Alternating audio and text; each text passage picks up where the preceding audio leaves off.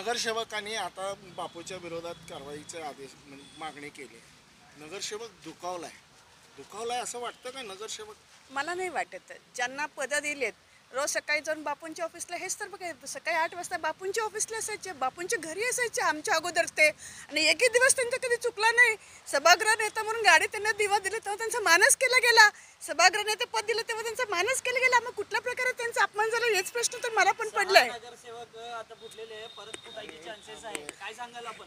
फुटायला काही कारण तरी पाहिजे ना. मग कशावरून? अहो, फुटायला कुठलंही कारण नाही आहे. तुम्हाला मी सांगते, हे दिखावा आहे. ह्याच्या पाठीमागे यांचे षडयंत्र वेगळं दिसतंय मला काहीतरी. बरं, ठीक आहे.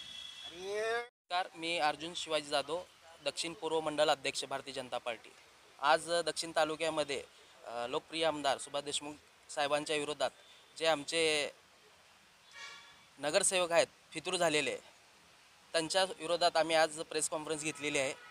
ते लोक बापूंच्या विरोधात कामं झाले नाही म्हणून असं सांगत आहेत. त्या संदर्भात आम्ही प्रेस नोट दिलेली आहे आपल्याला. त्या प्रेस नोटमध्ये हातवड भागात तसेच ग्रामीण भागातील कामं झालेल्याबद्दल आम्ही माहिती दिलेली आहे. सदर मी शहर अध्यक्षाला विनंती करतो, जे फितूर नगरसेवक आहेत ते पक्षाच्या विरोधात जाऊन बापूंच्या विरोधात जे कुटकारण करत आहेत त्यांच्यावर पक्षाच्या वतीने मी कारवाई करण्याचा विनंती करतो. तसेच प्रभागातील समस्या संदर्भात बी बापूंनी भरपूर कामं केलेली आहेत. ह्या संदर्भात गैरसमज निर्माण करत आहेत काही नगरसेवक. भरपूर आम्हा कार्यकर्त्यांना लोकसभेमध्ये पूर्णपणे सन्मान मिळाला, जबाबदारी मिळाली. मग प्रत्येक ह्यांना सन्मान कार्यकर्त्याला मिळाला नाही असा आरोप केला जातो. हा, त्यांचं म्हणणं काय आहे, बापूसाहेब आमचं ऐकून घेत नाहीत किंवा आम्हाला मदत करत नाही, असं फक्त 2 नगरसेवकांचं म्हणणं आहे, राजेश काळे आणि श्रीनिवास कर्ली. राजेश काळे यांना मला म्हणायचं आहे, ज्यावेळेस तुम्ही उपमहापौर होता त्यावेळेस तुम्ही महापालिकेमधील जे अधिकारी आहेत त्यांच्याकडे पैशाची मागणी केला. या कारणावरून तुम्हाला भारतीय जनता पार्टीतून हाकलून दिलं होतं. त्यावेळेस पुन्हा तुम्ही तुमचे हे जे गुन्हे आहेत ते थांबवले नाही राजेश काळेंनी. अजून जे आपले कर्मचारी वगैरे जे आहेत किंवा वार्डातले जे गोरगरीब लोक आहेत त्यांना मारहाण करणे, शिवीगाळ करणे असले धंदे चालूच ठेवला राजेश काळेंनी. त्यानंतर माननीय पोलीस आयुक्त यांनी उपमहापौर असताना सुद्धा त्यांच्यावर तडीपारची कारवाई केली. हे भारतीय जनता पार्टीसाठी फार विचित्र गोष्ट होती. त्याला मधून काढल्यानंतर पुन्हा घेण्याची शिफारस बापूचीच होती. नाही, बापूंनी त्यांना पुन्हा घेण्याची शिफारस केलेली नाही. त्यांनी सुधारतील असं बापूंचा विचार होता, पण ते काय सुधारले नाही. कुत्र्याचा शेपूट हा वाकडाच राहिला, पण तो राहून द्या. हे राजेश काळेबद्दल आम्हाला बोलायचं आहे की त्यांना उपमापन करून सुद्धा त्यांनी जे त्यांच्यावर तडीपारं आणि त्यांचे गुन्हे त्यांनी दाखवायचं ते दाखवले. दुसरी गोष्ट म्हणजे श्रीनिवास कर्ली जे आहेत, श्रीनिवास कर्ली यांना भारतीय जनता पार्टीने सभागृह नेता केला, त्या प्रभागामधून निवडून आणलं. जेव्हा त्यांनी सभागृह नेता होते, पक्षाचे जबाबदार व्यक्ती होती त्यांनी, त्यावेळेस त्यांनी त्यांचं जे प्रभाग आहे, प्रभाग क्रमांक 19 हा स्लम एरिया, गोरगरीब लोकांचा एरिया आहे. त्या गरीब लोकांना यांनी प्रतिरहित व्यक्तीचे प्लॉट, अक्षरशः थोबळे साहेबांचे प्लॉट त्यांनी गोरगरीब लोकांना विकून अशी नाही, खाजगी विषय नाही, हा तो जबाबदारी व्यक्ती आहे. आमच्या मताने आम्ही आलेले आहे. बापू कोण आम्हाला सांगितलं नाही. आम्ही कामं केलेले प्रभाग 19 मध्ये कामं नाही झाले म्हणलेत. कामं झालेले यादी माझ्यापाशी टेंडर सगळे झाले कामं आहेत माझ्यापाशी. किती कामं झाले तर त्यांनी काम झालं नाही म्हणतात. त्याच्यामुळे टेंडर कामी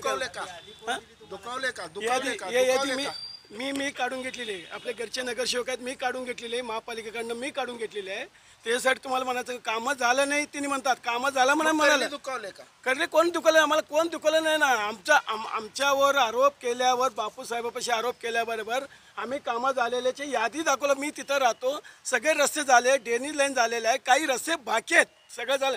काही रस्ते बाकी आहेत, ते ड्रेनेजमुळे थांबलेलं होतं. ते ड्रेनेजमध्ये त्यांना 2014 पासून सर त्यांना आपण नगरसेवक पद दिलेलं आहे, सभागृह दिलेलं आहे. त्या भागात मी राहत असताना माझे घरचे बी नगरसेवक आहेत. आणि त्यांनी नागरिकांना तर त्यांना सभागृहात असताना त्यांना चांगलं बोलतच नव्हतं. काम तुम्ही करू नका हो, तुम्ही तर काम केले नाही. बापू केलेल्या कामाला बी तुम्ही अडवला होता की पुरुडवर आरोप नाही तुमचा. पुरुड काय होतो त्याच्यात त्यांच्या बाजूलाच बसत होते. काम कुठलं केलं त्याला विचारता. काम नाही. तिने सांग म्हणलं त्यांनी कसं बसमं तसं बसतं. तिने उठ म्हणजे उठतंय. ते काय असेल ते आपण बोलू शकत. तिने त्याच्या बाजूलाच बसत होता, मग त्याच्याबरोबर राहत होता. त्याच्यामुळे तिने काय बोलत नव्हतं. नाही नाही नाही नाही नाही. ह्याच इतक्याच प्रश्नाचं उत्तर द्यायचं. कारवाई तर झालीच पाहिजे. मूळ शहराध्यक्षांनी व पक्षश्रेष्ठींनी 3 दिवसाचं जे अल्टिमेट त्यांना दिलं ते आज 3 दिवस उलटून गेले. 4था दिवस आहे तर कारवाईचं अजून काही हे दिसून आलं नाही आणि त्यांच्यावर 100% कारवाई व्हायला पाहिजे ह्या मताचे आम्ही आहे. आणि प्रभाग 19मध्ये जे बापूवर कारण देऊन म्हणजे प्रभाग 19ला कामं झाले नाहीत म्हणून आम्ही सोमशंकर वैद्य यांना पाठिंबा देत आहोत. हे मुद्दा पुढा करून जे त्याने मांडलेले आहेत. आणि मला एवढंच म्हणायचं आहे प्रभाग 19 हा रस्ते पाणी रस्त्यासाठी 22 कोटी रुपये निधी माननीय आमदार सुभाषबाबू देशमुख यांनी दिलेले आहेत आणि त्याचं पूर्ण लेखी स्वरूपात बी आपण सांगितलेलं आहे आणि त्यांचं बायोडाटा बी आपल्याकडे आहे.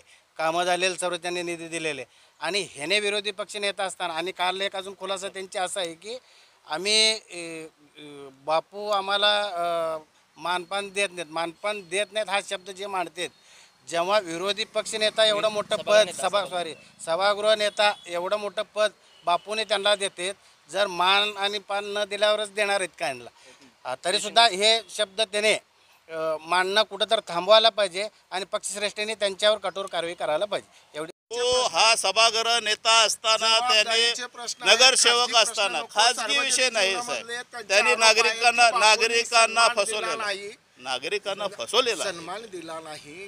प्रभागातील नागरिकांना त्यांनी फसवणूक केली. गोरगरिबांची फसवणूक केली.